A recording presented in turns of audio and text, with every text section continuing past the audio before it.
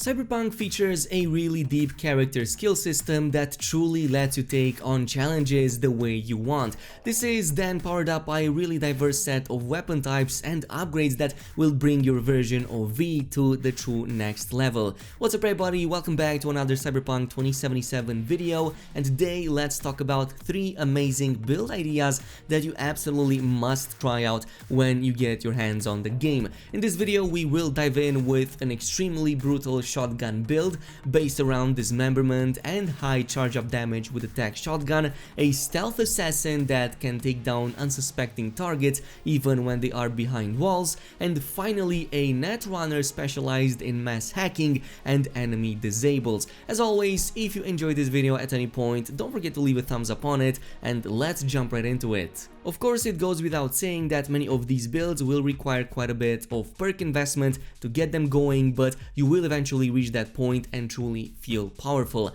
Let's begin with the shotgun build for all of you maniacs out there, and this is going to make use of the 2 perks that fit perfectly this kind of build, and these are the body and the tech abilities. Let's begin with the body, and specifically the annihilation skill line that will provide a number of very beneficial bonuses. One of them is going to be popping off. This provides a 25% higher chance to dismember enemies with shotguns, and guess what, this synergizes amazingly well with another perk in the same tree called Bloodbath, which makes dismembering enemies to reduce weapon recoil by 50% for 6 seconds. And since you're gonna have quite a bit of recoil with the shotgun, this is gonna be perfect for that. Not only are you going to be able to play as a maniac, but you also get a really amazing benefit from that. Now, leaving the annihilation skill tree for a second, let's move over into technical ability and go into engineering, which presents a ton of amazing options to further buff up your damage. One of them is up to 11. This allows you to charge your tech weapons up to 75% of the capacity, and yes, we will be using tech shotguns in this case. This will be combined with the uber charge, and it makes it so that when fully charged, tech weapons deal 50% more damage to crank that up to even crazier numbers. Of course, you can also get something that supports this a little bit more, like the Tesla skill. This makes it so that fully charged tech weapons do not shoot automatically, so you can hold down on the button and only release it when needed. But this fits perfectly well with the superconductor. This makes it so that tech weapons fully ignore armor, so you can already imagine the devastating impact of only 3 of these skills combined. But it doesn't just stop here, and as I've said, we will crank up the damage as much as possible with these builds, which brings us to another ability in the engineering skill tree, and that is Revamp. It makes it so that tech weapons receive a 25% additional bonus damage and another 10% charge damage, so that you can charge it even faster. But you can truly make this an unstoppable beast, and there are still a few supporting abilities in athletics and annihilation that can make it complete. So the rock is going to be one that is really fitting because it makes enemies not be able to knock you down anymore, and then you can add Marathoner on top so that your sprinting does not drain stamina anymore. And guess what, you can combine the Marathoner with the Speed Demon in Annihilation, so that now you deal more damage the faster you're moving. And guess what, you're gonna be moving a ton more since you can sprint almost infinitely, so this is gonna make that build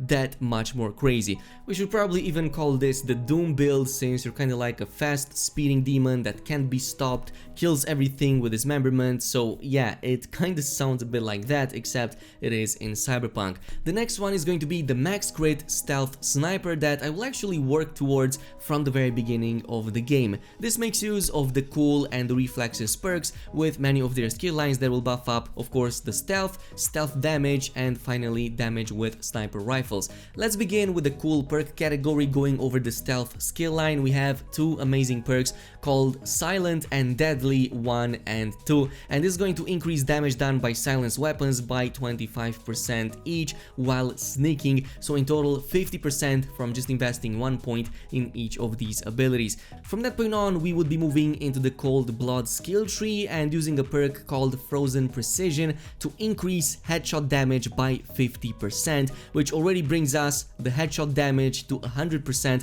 from just these 3 perks alone. Of course, since we would be using sniper rifles, it means that we also have to invest some points into the rifle subcategory into the reflexes perk line. One of them is called Nerves of Steel, and this makes headshot damage with sniper rifles and precision rifles to increase by another 20%. And of course, there's also a ton of other buffs to the rifles if you just play with the regular ones, a ton of damage buffs to enemies above 50% health, crit damage increase, crit chance, and of course a ton more, but that is of course if you go with those. A lot more on this in later videos. This brings us back to the Cold Blood skill tree into the cool stat category with a couple of really interesting upgrades, and we have here something called Cold Blood. Basically, after defeating an enemy, by default it just increases your movement speed for about 10 seconds, but there are a number of buffs to Cold Blood by other perks that further increase the stack size, the damage, DK, and finally one called Merciless, which increases crit chance by 10% and crit damage by 15%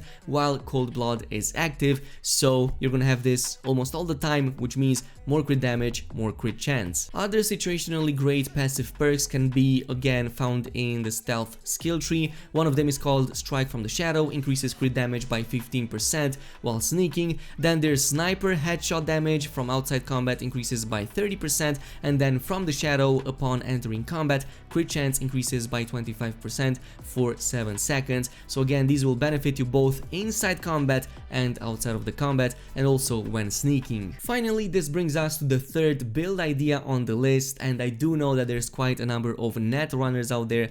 Some of you will want to play with mass vulnerabilities, mass hacking, and quick hacking against the enemies, though you will need to invest a ton of points into intelligence. This is probably something that it's not going to be that easy early on, since early on you don't have enough points to make use of the intelligence skill line and quick hacking. You will also need some really great cyberware to actually make use of that and get a ton of RAM, but eventually once you reach that point, here are some of the really interesting options. In the intelligence perk line, we have the Breach Protocol subcategory that has a number of really interesting options. One of them is called Mass Vulnerability. It reduces all physical resistance for all enemies in the network by 30% for 3 minutes, and you can then further upgrade this with SS Vulnerability to reduce all resistances, not just physical ones, to all enemies in the network by another 30%. Of course, buffer optimization increased duration of daemon effects by 100%, which means that now your mass vulnerability will last 6 minutes instead of just 3 minutes as it would be by default.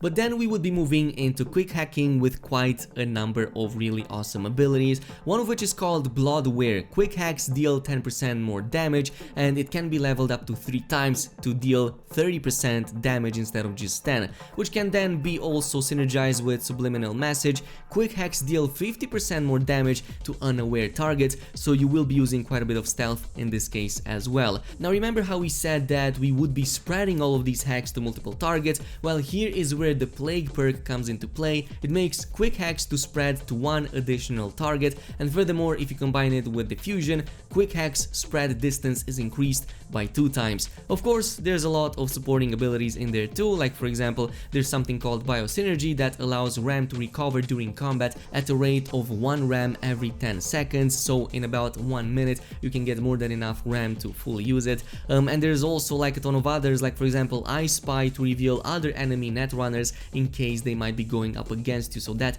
could be very useful. There's a ton more in there, of course. We will go over these in full extent when the game comes out and when we are allowed to show actual footage, but in the meantime this is all I wanted to go over with some really great build ideas. In the meantime, let me know down below which one of these builds would you prefer the most. Do you go in guns blazing with a shotgun? Do you prefer going in stealthily using sniper rifles, or finally using quick hacks against multiple enemies? But yeah, this is it for now. Thank you so much for watching, and I'll see you guys in the next one.